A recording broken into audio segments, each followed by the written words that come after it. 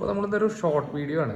നമ്മൾ മെയിനായിട്ട് ഈ വീഡിയോ ചെയ്യാൻ കാര്യം ഇപ്പോൾ അറിയാലോ, മാർച്ച് 1 തൊട്ട് നമുക്ക് RC ബുക്കുകൾ പ്രിൻ്റാണ് ഇനി കിട്ടുന്നത്.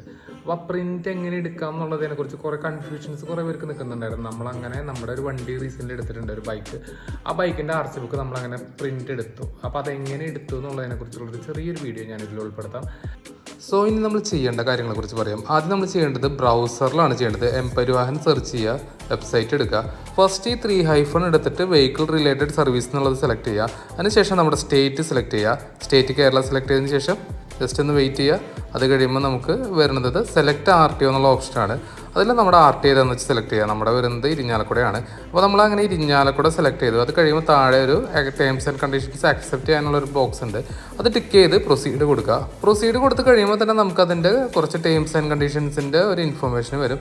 അതെല്ലാം ഒന്ന് വായിച്ചു നോക്കിയ ശേഷം അതും നേരെ പ്രൊസീഡ് കൊടുക്കുക. ഇനിയുള്ളത് നമുക്ക് കംപ്ലീറ്റ്ലി അവൈലബിൾ ആയിട്ടുള്ള ഓൺലൈൻ സർവീസസിൻ്റെ ഒരു പോർട്ടലാണ്. ഇതിൽ തന്നെ നമുക്ക് നെയിം ട്രാൻസ്ഫറും ചെയ്യാൻ പറ്റും. നമ്മളിവിടെ ചെയ്യേണ്ടത് ഡൗൺലോഡ് ഡോക്യുമെൻ്റ് എന്നുള്ള ഓപ്ഷനാണ്. അതിൽ പ്രിന്റ് രജിസ്ട്രേഷൻ സർട്ടിഫിക്കറ്റ് എന്നുള്ളത് സെലക്ട് ചെയ്യുക. ഇവിടെ നമ്മൾ ടൈപ്പ് ചെയ്യേണ്ടത് വണ്ടിയുടെ രജിസ്ട്രേഷൻ നമ്പർ, അതായത് വണ്ടിയുടെ നമ്പർ പ്ലേറ്റിലുള്ള നമ്പറും അതുപോലെ അടുത്ത കോളത്തിൽ വരുന്നത് ചേസിസ് നമ്പറാണ്. ചേസിസ് നമ്പറിൻ്റെ അവസാനത്തെ 5 അക്കങ്ങൾ മാത്രമാണ് നമുക്കിവിടെ ടൈപ്പ് ചെയ്യേണ്ടതുള്ളൂ.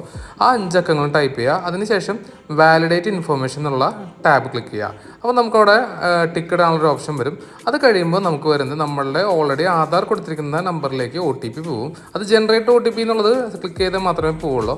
ആ OTP വരുന്നത് നമ്മളവിടെ എൻ്റർ ചെയ്ത് കൊടുക്കുക. പ്രത്യേകം ശ്രദ്ധിക്കേണ്ട കാര്യം, ജനറേറ്റ് OTP എന്നുള്ള ഒരു ഓപ്ഷൻ ക്ലിക്ക് ചെയ്താൽ മാത്രമാണ് OTP വരികയുള്ളൂ. അങ്ങനെ നമുക്ക് നമ്മുടെ RC ബുക്ക് കിട്ടി. ഇത് നമുക്കിതിൽ പ്രിൻ്റ് എടുത്ത് നമ്മുടെ കയ്യിൽ സൂക്ഷിക്കാം. ബേസിക്കലി പറയുകയാണെന്നുണ്ടെങ്കിൽ നമുക്ക് കുറച്ചും കൂടി എളുപ്പമായിട്ടുണ്ട്. മുമ്പ് നമ്മൾ RC ബുക്കിന് വേണ്ടി ഒരുപാട് വെയിറ്റ് ചെയ്യേണ്ടി വന്നിട്ടുണ്ട്. പക്ഷേ ഇപ്പോൾ നമ്മൾ പരിവാഹനിൽ ട്രാൻസ്ഫറിങ് കഴിഞ്ഞാൽ അറ്റ് നെക്സ്റ്റ് ഡേ നമുക്കിത് ഡൗൺലോഡ് ചെയ്ത് എടുക്കാൻ പറ്റും. ഇന്നൊരു ഫെസിലിറ്റി വന്നിട്ടുണ്ട്. നമ്മൾ എടുക്കുന്ന പ്രിൻറ്റ് നല്ല പ്രിൻ്റ് ആക്കിയാൽ നമുക്ക് പഴയ RCനെ പോലെ തന്നെ സൂക്ഷിക്കാം. അപ്പോൾ ഈ വീഡിയോ എല്ലാവർക്കും യൂസ്ഫുൾ ആയെന്ന് വിചാരിക്കുന്നു. അപ്പോൾ ഇതുപോലുള്ള മറ്റൊരു വീഡിയോ ആയിട്ട് നമുക്ക് വീണ്ടും വരാം. Thank you for watching this video. Bye bye.